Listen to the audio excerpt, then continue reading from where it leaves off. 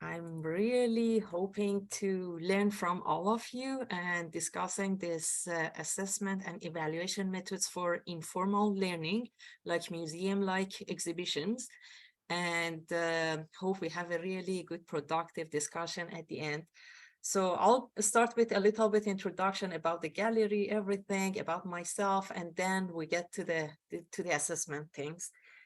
A little bit about me. I'm associate professor at Penn State University, and my background is aerospace engineering and mechanical engineering. I have put my email and website if you are interested in contacting me. I put it at the end of my slides as well, so no worries. At the end, I'll share it again.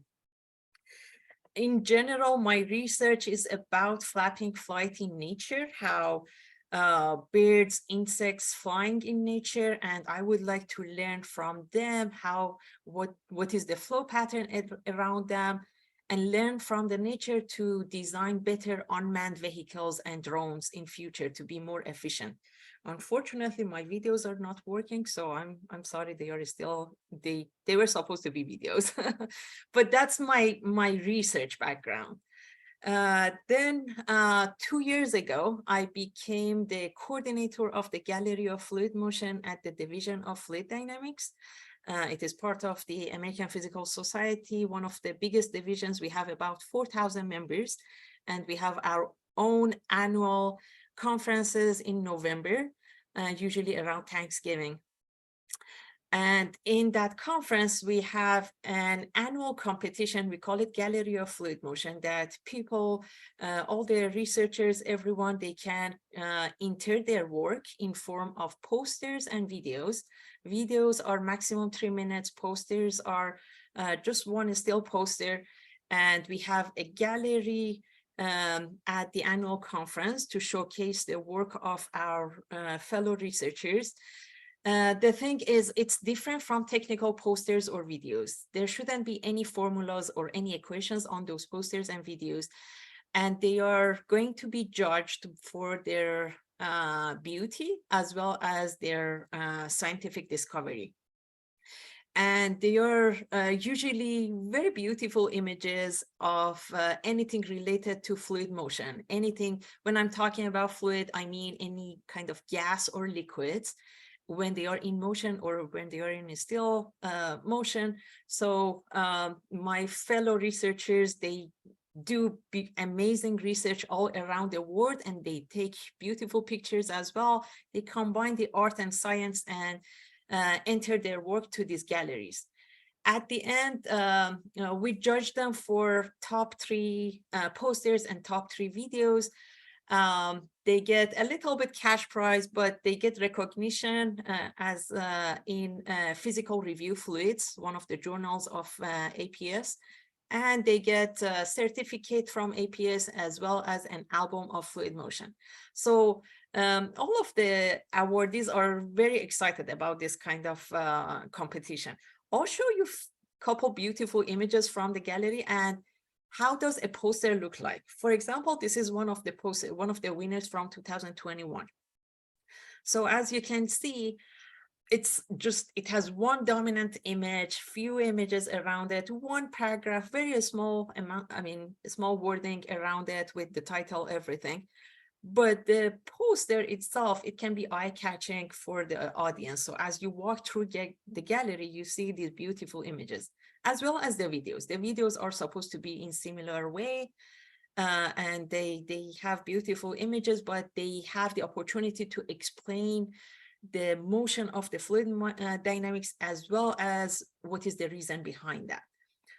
And then I have some other images for you as well. These are 2 other posters. One is showing smoke. The other one is showing the mixture of milk and dye.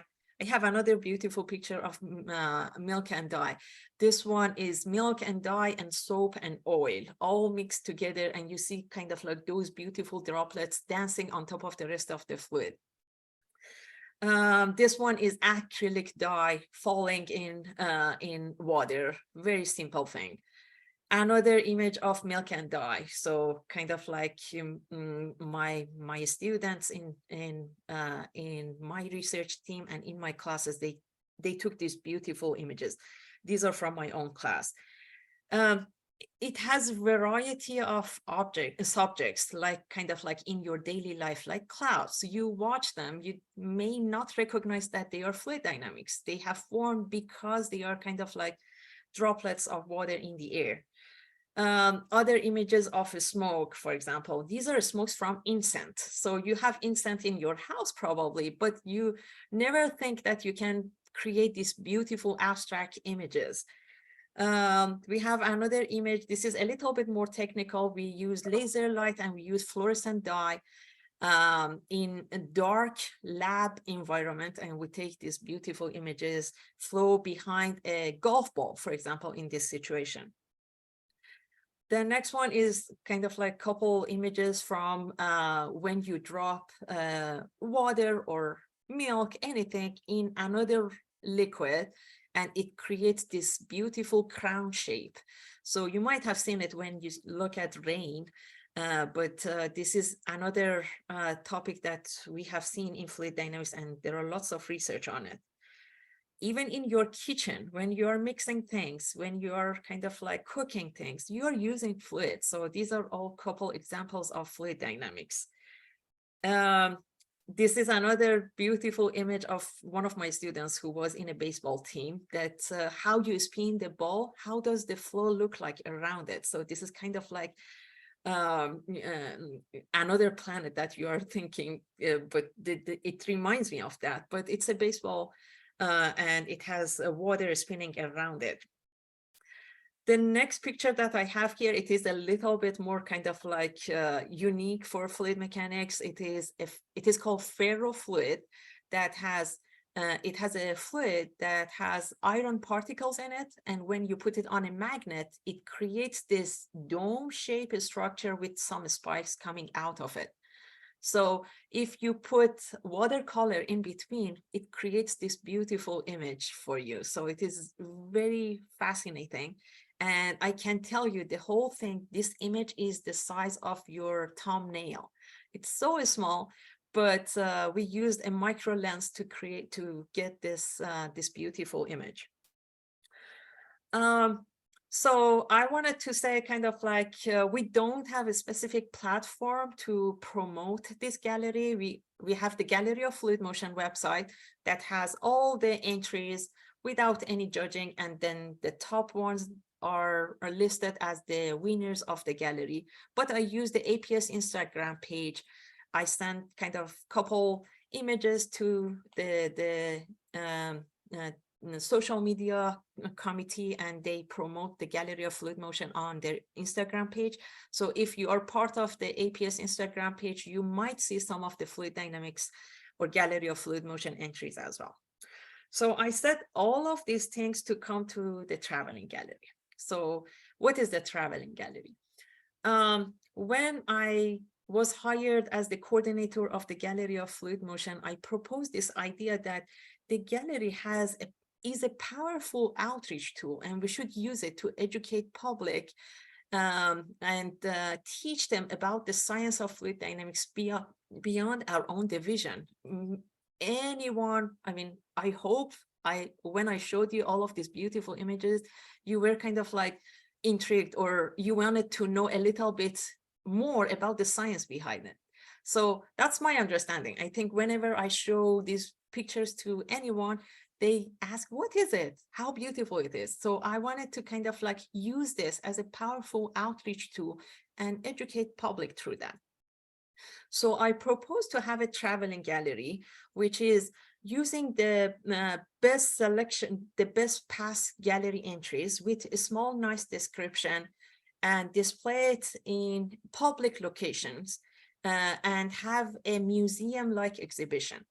It shouldn't be just images or videos. We are also thinking about the sculptures, more interactive exhibitions that we can engage public as well. So that was my main idea. And my main goal was increasing awareness about this, absolutely.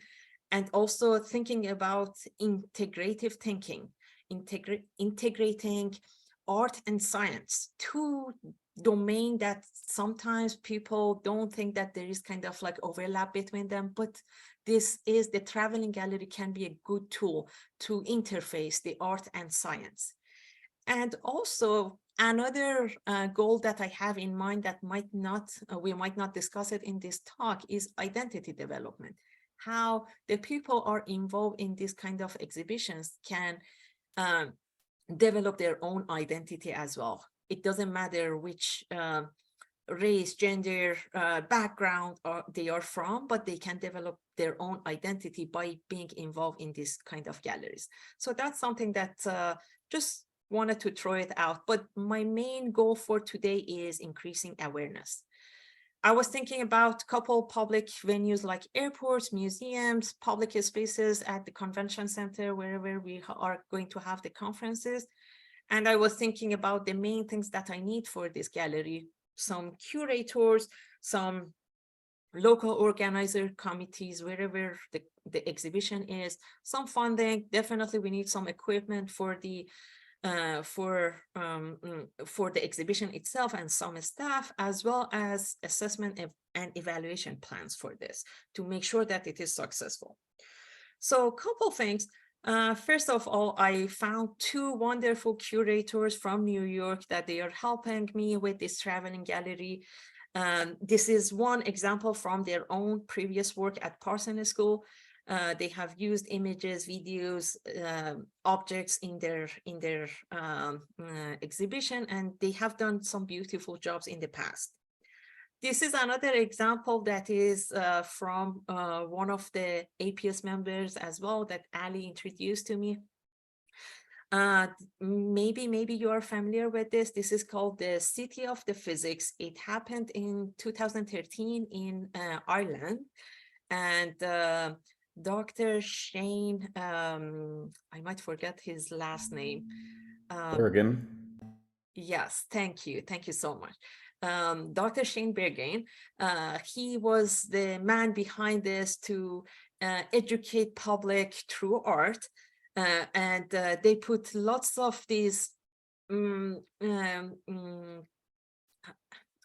engaging questions, I would say, engaging questions in form of the posters. They put it in train stations, buses, couple different locations, and they had some students to go and ask people, engage with the people to see what they are thinking about this questions and what are their responses, if it helped with their understanding or no. So if you are interested, I'm sure Ali and some other people can help you to learn more about this. Another example that I had, these are a couple posters from the actual train stations and buses that they used. Another example is my own gallery that I had, very small gallery that I had at Penn State University, couple images and videos on the ground that's kind of like to engage public. And it was mostly adult people that came to the exhibition, and it was mostly the alumni from Penn State University. We didn't do any in any assessment in my gallery. I just wanted to throw it out as an example. So now I'm so happy to announce that we have a full contract with the cultural programs at the National Academy of Science, and Elena is here as well, who is helping with the gallery. And we are going to have the gallery in DC for 6 months, from October to February. And CPNAS, they explore relationship among cultures and science, like engineering, physics, medicine, any of those science. And they are really kind of like good venue for us that are talking about the bridge and the gap between art and science. And I think it's going to be a really good collaboration. And I'm so excited to have the exhibition over there. So this is kind of like the exhibition that they already have, one equipment that they already have in their facility, but we are going to use this beautiful video projector that they have for some videos. But as well as these equipment, we also have images, videos, sculptures that we are going to use. And it's a good venue for us because DC is the home for APS, and it is our next annual conference is going to be in DC in November, from November 19th to 21st. And we are going to have some events planned around that as well. So we are going to engage DFD members, the Division of Fluid Dynamics members, as well as public through the 6 months of the exhibition that we are going to have. And I'm super excited about this. So what I need for this, for help, and that's kind of like the discussion that I would like to have with you guys. I'm already discussed the plans with Ali and the public engagement program that they have over there. And what we want to do, we want to make this traveling gallery sustainable. This year, I have funding for this gallery to kind of like have the exhibition and do the things that we would like to do. But if we want to make the traveling gallery a sustainable program, we need to identify who are our main audiences and what outreach activities we want to design for them, and what assessment approaches works best for these kind of galleries, exhibitions. And I'm hoping we can collect some preliminary data during this 6 months and be able to use it as some data to write a funding proposal. And I already have approached some program officers at different agencies, and I think something really nice is going to happen next year, but I'm still kind of like exploring ideas, and I'm trying to put a team together for this. So the whole idea is, yeah, I mentioned all of this. I'm sorry, I didn't put them on my slide. Identify the audience, designing the activities, assessment approaches, and what would be the best approach for this specific gallery. So at this point, I think we are going to kind of like see what would be the rest of the discussion, but I would like to engage you guys, and Ali is going to help with some questions about this. So what we want to do is to discuss the challenges associated with assessing this kind of science learning in informal setting. When we are talking about informal setting, one would be this museum-like exhibitions. The other ones would be kind of like when you take students to the farm, when you're taking them to any kind of like outreach activities that you are doing, but it is all informal. It is not happening in a classroom. So we want to see what are the challenges involved with these kind of assessment methods, explore the various assessment methods that we have. Many of us are doing assessment, we are doing outreach activities, but these are kind of diverse things that we are doing, and there is no one method that is out there. There are multiple of them, but we don't know which one is working for which, depending on the audience and depending on many different metrics that we have. And lastly, I would like to see what approach has potential to be used for the traveling gallery.